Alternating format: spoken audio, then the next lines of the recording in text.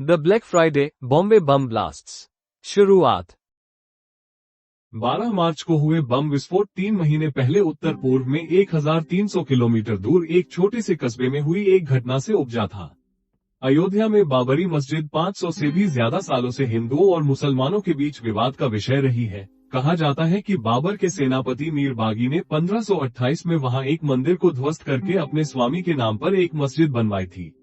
कई हिंदुओं के लिए यह मस्जिद भगवान विष्णु के अवतार राम की जन्मभूमि पर बनी थी और इसलिए एक पवित्र स्थल थी।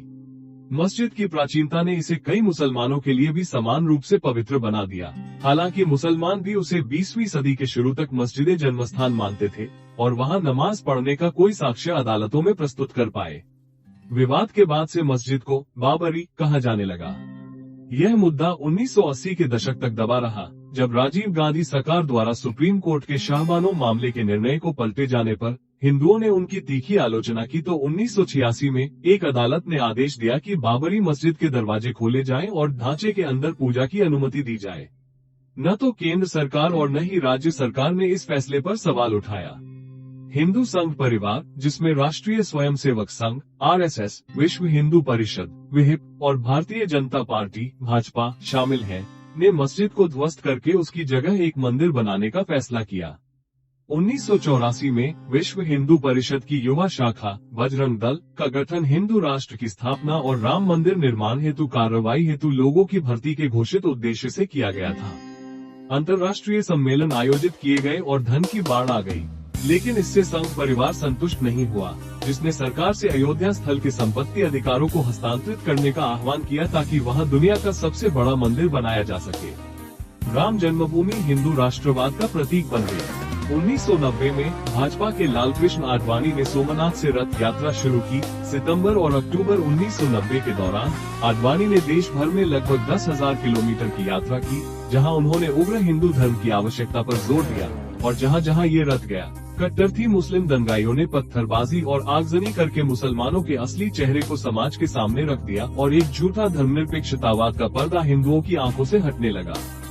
30 अक्टूबर 1990 को संघ परिवार के सदस्यों ने बाबरी मस्जिद पर धावा बोल दिया और उस पर एक झंडा फहरा दिया। पुलिस की गोलीबारी में 50 लोग मारे गए।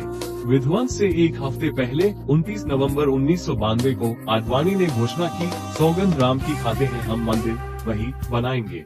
अदालती लड़ाइयाँ इसमें देरी कर सकती हैं और नई दिल्ली बाधाएं खड़ी कर सकती है, लेकिन कोई भी इसे स्थायी रूप से नकार नहीं सकता। बाकी सब इतिहास है। 6 दिसंबर को मस्जिद का विध्वंस और 1998 तथा 1999 के चुनावों के बाद भाजपा का राष्ट्रीय सरकार के एक प्रमुख घटक दल के रूप में रूपांतरण। जैसे ही बाबरी मस्जिद के विध्वंस की खबर फैली, देश भर में दंगे भड़क उठे। सबसे भयानक घटनाएं बम्बई, अहमदाबाद, बनारस और जयपुर में हुई। महाराष्ट्र, गुजरात, उत्तर प्रदेश, हैदराबाद, बेंगलुरु, बीदर और गुलबर्गा में व्यापक हिंसा देखी गई। बम्बई में 6 से 12 दिसंबर 1992 और 7 से 16 जनवरी 1993 तक 2 दौर के दंगे हुए। सरकार द्वारा नियुक्त श्री कृष्ण आयोग की रिपोर्ट के अनुसार 900 लोग, 575 मुसलमान, 275 हिंदू मारे गए और 2036, 1105 मुसलमान, 893 हिंदू घायल हुए। संपत्ति का भारी नुकसान हुआ। लगभग 50,000 लोग बेघर हो गए। कवि जगन्नाथ आजाद ने बाबरी मस्जिद के विध्वंस के बाद लिखा था, तुमने हिंदू का आईना ई हुर्मत तोड़ा है, वाकिफ हो कि तुमने मस्जिद का गुंबद तोड़ा है। कुरियर वाले ने बड़े लोहे के गेट से नौकर को एक मजबूत धागे से बंधा हुआ एक टूटा फूटा आयताकार पैकेट दिया। ये क्रिसमस 1992 से एक हफ्ता पहले की बात है। उस हफ्ते से पहले 2 ऐसे ही पैकेट मिले थे।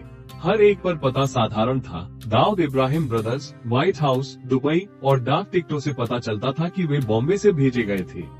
ये दाऊद के प्रभाव का ही एक पैमाना था कि दुबई जैसे शहर में, जो अपने सख्त नियमों के पालन के लिए जाना जाता है, उसे बिना किसी उचित पते के भी पत्र मिलते थे। दाऊद इब्राहिम को लगता था कि वो व्हाइट हाउस के दूसरे ज्यादा मशहूर मालिक से कम ताकतवर नहीं है। पौष जुमराह इलाके में स्थित उसका घर 1984 में भारत से आने के बाद से ही शहर में एक पहचान बन गया था। इस आलीशान बंगले से दाऊद और उसके 5 भाई अनीस, नूरा, हुमायूं, इकबाल और मुस्तकीम अपने विभिन्न व्यवसाय चलाते थे। मिलनसार दाऊद नियमित रूप से अपने दोस्तों की यहाँ मेजबानी करता था, जिनमें संयुक्त अरब अमीरात, यूएई के शेख और अमीर से लेकर बॉम्बे के फिल्मी सितारे तक शामिल थे। दुबई में अपने 8 वर्षों के दौरान दाऊद का व्यावसायिक और सामाजिक कद नाटकीय रूप से बढ़ा।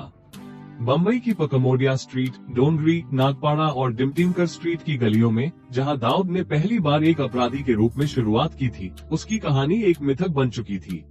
अब उसे अपराधी नहीं माना जाता था, बल्कि सम्मान पूर्वक भाई कहा जाता था। व्हाइट हाउस में माहौल मिला जुला था। 24 दिसंबर को दाऊद 40 साल का हो जाएगा और इस साल हमेशा की तरह एक भव्य पार्टी की योजना बनाई गई थी, जिसमें भारत, पाकिस्तान और नेपाल के राजनेता, जिनेवा के बैंकर और लंदन के नौकरशाह शामिल होंगे। फिर भी उसके करीबी लोगों को एक अजीब सी बेचैनी और अनिच्छा महसूस हो रही थी। पिछले वर्षों के विपरीत पार्टी की योजनाएं उसके दिमाग से कोसों दूर लग रही थी। बेशक भारत से आने वाली खबरें परेशान करने वाली थी। हर दिन दाऊद के दोस्त और बम्बई में उसके सहयोगी उसे मुस्लिम पुरुषों की हत्या और महिलाओं के साथ सामूहिक बलात्कार की खबरें भेजते थे। इन खबरों के साथ दबाव भी आता था। मुस्लिम समुदाय के कई लोग, खासकर बम्बई में, दाऊद को अपना रक्षक मानते थे और खून खराबे के प्रति उसकी स्पष्ट उदासीनता से बेहद निराश थे। यूएई तक खबरें पहुंची कि कैसे बॉम्बे में उसके कुछ पूर्व सहयोगियों ने दाऊद मुर्दाबाद और दाऊद भाई हाय हाय के नारे लगाए थे। और अब ये रहस्यमयी पार्सल भी थे। ये दक्षिणी बॉम्बे में पाकमोडिया स्ट्रीट स्थित मुसाफिर खाना से बहुत दूर था, जहां दाऊद और उसका परिवार 10 फुट गुना 10 फुट के कमरे में रहता था। उसके पिता हेड कांस्टेबल इब्राहिम हसन कास्कर को अपने 7 बेटों दाऊद, साबिर, अनीस, नूरा, हुमायूं, इकबाल और मुस्तकीम और 3 बेटियों सलमा, हसीना और जैनब का अपने अल्प वेतन पर पालन पोषण करना मुश्किल हो रहा था। लेकिन कम से कम वो इस बात के लिए आभारी थे कि उनके पास एक स्थिर सरकारी नौकरी थी। कम उम्र से ही बच्चों को कमाने की जरूरत का एहसास था। परिवार महाराष्ट्र के तटीय क्षेत्र के रत्नागिरी जिले से था और यह समुदाय कोंकणी मुसलमानों के नाम से जाना जाता था। बाद के वर्षों में दाऊद अपने पूर्वजों के इलाके में अपना माल उतारता था। जब सबसे बड़ा दाऊद 1960 के दशक में बड़ा हो रहा था, तब दक्षिण बॉम्बे का अंडरवर्ल्ड का बादशाह अब्दुल करीम खान था, जिसे लोकप्रिय रूप से करीम लाला कहा जाता था। वो अफगानिस्तान का एक 6 फुट लंबा पठान था।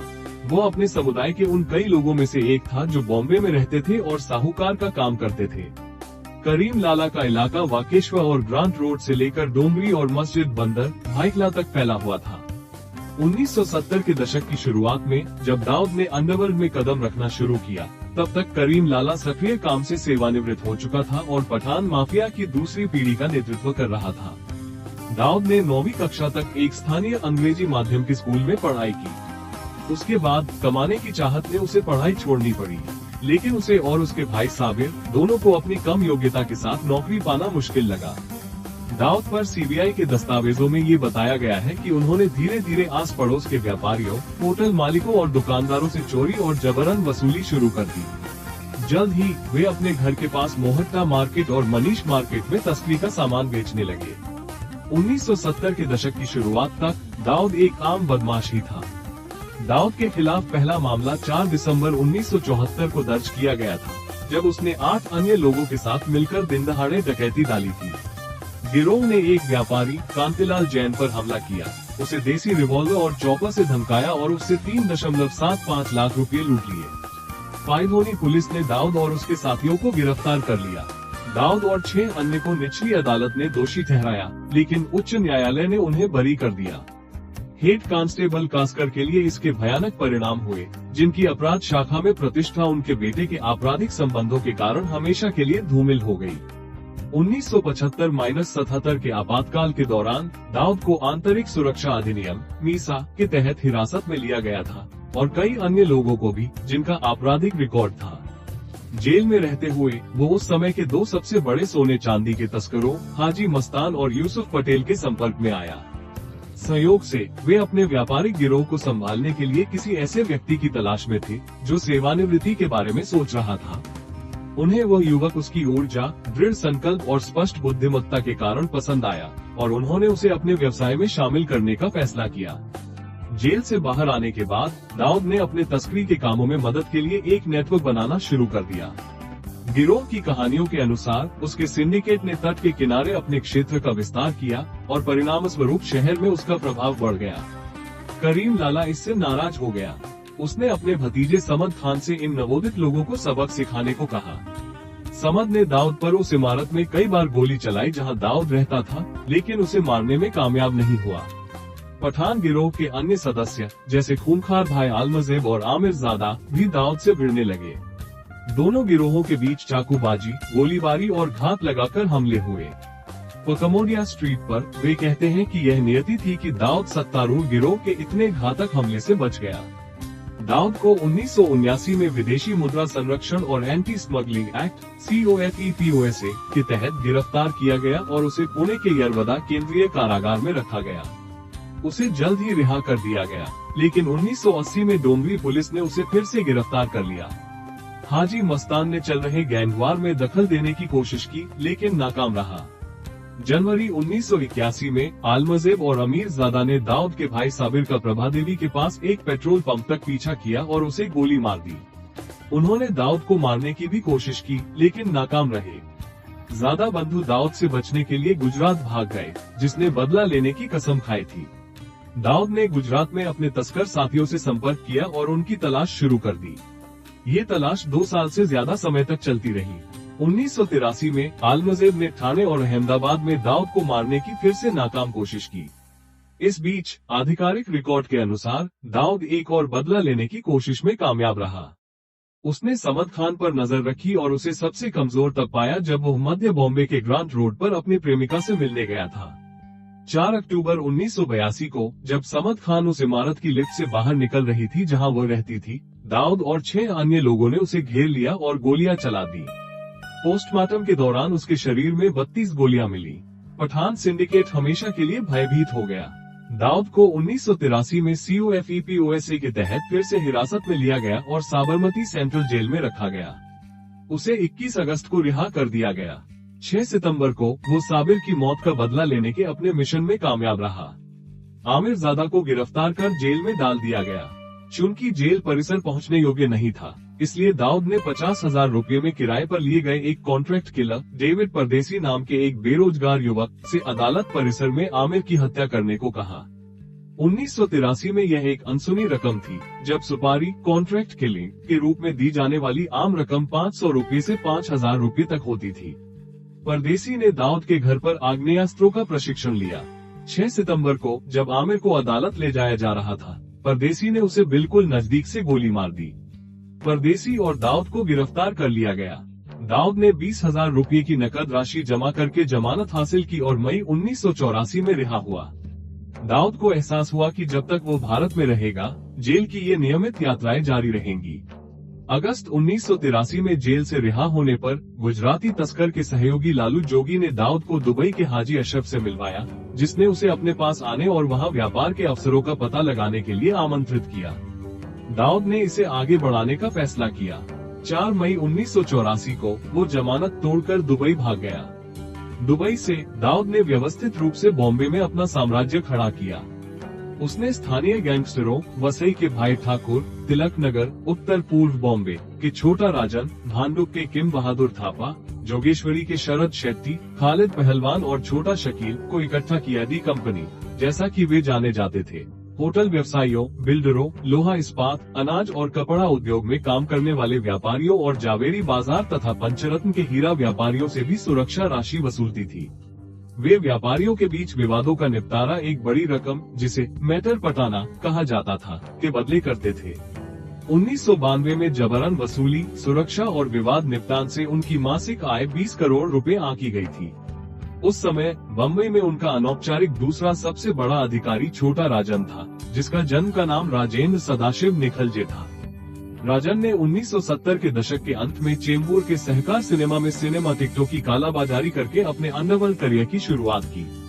धीरे धीरे उन्होंने और उनके गुरु राजन नायर, बड़ा राजन, ने चेंबूर से उत्तर पूर्वी बम्बई के घाटकोपर पूर्व तक अपना प्रभाव बढ़ाया और हथियारों के अपने अभिनव उपयोग के लिए कुख्याति प्राप्त की। जब बड़ा राजन की हत्या अब्दुल कुंजू नामक एक गैंगस्टर ने एक प्रतिद्वंद्वी मटका किंग यशवंत जाधव, जो जुए का धंधा चलाता था, के आदेश पर की, छोटा राजन के साहसिक प्रतिशोध ने दाऊद इब्राहिम और अरुण गवली जैसे प्रमुख डॉनों का ध्यान आकर्षित किया। चूंकि बड़ा राजन के दाऊद से संबंध थे, इसलिए छोटा राजन ने डी कंपनी में शामिल होने के दाऊद के प्रस्ताव को स्वीकार कर लिया। दुबई में दाऊद ने वैध निर्माण व्यवसाय स्थापित किए और व्यापार किया, खासकर सोने का। उसका व्यवसाय फला फूला, खासकर 1980 के दशक के अंत में छोटा राजन के उसके साथ जुड़ने के बाद, जब बॉम्बे उसके लिए बहुत खतरनाक हो गया था। दाऊद के नैरोबी, लंदन, सिंगापुर और काठमांडू में कार्यालय थे। उसने जल्द ही दुबई में तस्करी के प्रमुख लोगों जैसे हाजी अशरफ, जिन्होंने उसे वहां आमंत्रित किया था, और पाकिस्तान के भट्टी बंधुओं को हराना शुरू कर दिया। अंडरवर्ल्ड में नौकरी की सुरक्षा जैसी कोई चीज नहीं होती, इसलिए दाऊद ने छोटा शकील और छोटा राजन जैसे अपने भरोसेमंद साथियों का एक समूह बनाकर अपनी स्थिति मजबूत की, जो उसके प्रति पूरी तरह वफादार थे। ये लोग दाऊद के साम्राज्य के तेजी से विकास और स्थिरता के लिए जिम्मेदार थे। हालांकि बाद में उनकी प्रतिद्वंद्विता और भी बढ़ गई। उदाहरण के लिए, जब एक प्रभावशाली हिंदू डॉन रामा नाइक का दाऊद के एक साथी के साथ जमीन के एक टुकड़े को लेकर विवाद हुआ, तो छोटा राजन को इस मामले को सुलझाने का जिम्मा सौंपा गया। रामा नाइक 1987 में एक हेयरड्रेसिंग सैलून में पुलिस मुठभेड़ में मारा गया। इस प्रभावशाली डॉन की मौत ने एक डरावना संदेश दिया कि दाऊद का विरोध नहीं किया जाना चाहिए। नाइक का चेला अरुण गवली, जो दाऊद के साथ बायकुला कंपनी यानी साउथ एंड सेंट्रल बॉम्बे में उभरते गैंगस्टरों के एक ग्रुप में बड़ा हुआ था, कि दाऊद से कोई दुश्मनी नहीं थी, लेकिन नाइक की मौत से वो गुस्सा था और उसने बदला लेने की कसम खाए। दाऊद ने गवली को ये समझाने की असफल कोशिश की कि वो हत्या के पीछे नहीं था, लेकिन गवली नहीं माना। बदला लेने की उसकी प्लानिंग बढ़ती गई, जिसके कारण कई गोलीबारी और गिरोह से संबंधित हत्याएं हुई। 1992 की शुरुआत में शैलेश हल्दानकर और गवली गिरोह के अन्य सदस्यों ने दक्षिण बॉम्बे के नागपाड़ा में दाऊद की बहन हसीना के पति इब्राहिम पाका की हत्या कर दी। उस साल 12 सितंबर की सुबह, जब शैलेश हल्दानकर और उनके साथी जेजे अस्पताल में थे, दाऊद के गुर्गे सुभाष सिंह ठाकुर और सुनील सावंत AK-47 लेकर घुस आए और हल्दानकर की हत्या कर दी। एक बड़े अस्पताल में हुई इस हत्या ने शहर को झकझोर कर रख दिया। इसने दाऊद की बम्बई और पड़ोसी भिवंडी के राजनेताओं से सांठगांठ को भी उजागर कर दिया, क्योंकि इस हत्या में इस्तेमाल की गई कार भिवंडी नगर परिषद के एक प्रमुख सदस्य की थी। दाऊद हमेशा बम्बई लौटने के लिए तरसता था, क्योंकि उसे इस शहर से प्यार था। फिर भी वो जानता था कि लौटते ही उसे गिरफ्तार कर लिया जाएगा। यहाँ तक कि 1994 में जब उसके पिता का निधन हुआ या उसकी बहन हसीना विधवा हो गई, तब भी वो अपने परिवार के साथ नहीं रह पाया। दुबई में जिंदगी अच्छी चल रही थी। भारत के बड़े राजनेता, फिल्मी सितारे और क्रिकेटर व्हाइट हाउस में श्रद्धांजलि देने आते थे, लेकिन अपने शहर के लिए उसका प्यार जग जाहिर था। यही वजह है कि शहर में हुए दंगों के बाद वो बेहद परेशान था। जब तीसरा पार्सल उसे दिया गया, तो दाऊद और उसके करीबी सहयोगी एक व्यापारिक सौदे की बारीकियों को सुलझाने में व्यस्त थे। कमरे में सन्नाटा छा गया, क्योंकि दाऊद पार्सल से खेल रहा था। जाहिर तौर पर दूसरों की मौजूदगी में उसे खोलने में झिझक रहा था। उसे मिले पिछले पार्सलों ने उसे नाराज और शर्मिंदा किया था। वो अपने विश्वासपात्र शकील बाबू मियां शेख की ओर मुड़ा, जो अपने छोटे कद के कारण छोटा शकील के नाम से जाना जाता था, जो 1987 में दुबई चला गया था। छोटा राजन के हाशिए पर जाने के बाद छोटा शकील ने दाऊद के दाहिने हाथ के रूप में उसकी जगह ले ली थी। हमेशा की तरह शकील को तुरंत पता चल गया कि उससे क्या उम्मीद की जा रही है। उसने कमरा खाली करने का एक संक्षिप्त आदेश दिया। फिर वो आया और दाऊद से पार्सल ले लिया। जैसे ही उसने डोरी खींची, नाजुक डिब्बा टूट गया और दर्जनों लाल और हरे रंग की कांच की चूड़ियां अंडाकार मेज पर बिखर गयी। बिना एक शब्द कहे दाऊद और शकील झूमर की रोशनी में रंग बिरंगी चूड़ियों को चंचलता से चमकते हुए देखते रहे। दाऊद का चेहरा पीला पड़ गया था। पार्सल पर एक पंक्ति का उर्दू संदेश था, उस व्यक्ति को बधाई जो अपने भाई बहनों के सम्मान की रक्षा नहीं कर सका। मतलब साफ था, दाऊद को उसकी निष्क्रियता, अपने समुदाय की रक्षा करने में उसकी नाकामी के लिए फटकार लगाई जा रही थी। उस घमंडी आदमी के लिए यह एक गंभीर अपमान था। फोन की धीमी घंटी ने दमनकारी सन्नाटे को तोड़ा। शकील ने फोन उठाया और गरजा, क्या? वक्ता की आवाज खामोश कमरे में गूंज उठी। उसने घोषणा की कि दाऊद के सामान की नवीनतम खेप जब्त कर ली गई है, संभवतः पाकिस्तानी तस्कर दाऊद जट द्वारा। दूसरा फोन, जिसका नंबर मुश्किल से आधा दर्जन लोगों को ही पता था, बज उठा। शकील ने फोन उठाया और रिसीवर दाऊद को देकर चुपचाप कमरे के दूसरे छोर पर चला गया। एक लंबी बुदबुदाती बातचीत शुरू हुई। जब दाऊद ने फोन रखा तो उसका व्यवहार स्पष्ट रूप से बदल गया था। पहले की निराशा की जगह अब दृढ़ संकल्प ने ले ली थी। शकील चुपचाप बैठा रहा। दाऊद उसकी ओर बढ़ा। उन्होंने बुलाया था, दाऊद ने कहा। शकील ने कभी नहीं पूछा था और दाऊद ने भी कभी नहीं बताया था कि वे कौन थे? ऐसा माना जाता है कि यह शब्द शीर्ष पाकिस्तानी अधिकारियों के लिए था। वे असलम भट्टी और दाऊद जट के हम पर हमलों के बारे में जानते हैं। वे कहते हैं कि वे शेखड़ी और दिघी के पास हमारे लैंडिंग रूट से बॉम्बे में कुछ जरूरी सामान उतारना चाहते हैं। टाइगर और तौफीक का सामान उतारने, डॉक्टरों का खर्च उठाने वगैरह का काम संभालेंगे। बदले में वे हमारे व्यवसाय की पूरी सुरक्षा करेंगे। वो रुका और फिर सावधानी से बोला, मुझे लगता है कि यह सामान सोने के बिस्कुट या चांदी की सिल्लियों जैसा कोई साधारण सामान नहीं होगा। ये बाबरी मस्जिद के विध्वंस और मुसलमानों के नरसंहार का बदला हो सकता है। मैंने उनसे कहा कि अगर इसका मतलब मेरे बुनियादी ढांचे का इस्तेमाल करना है और कुछ नहीं, तो मुझे कोई दिक्कत नहीं है। मुझे इस बात से तसल्ली है कि मेरे भाइयों के खून का बदला लिया जाएगा।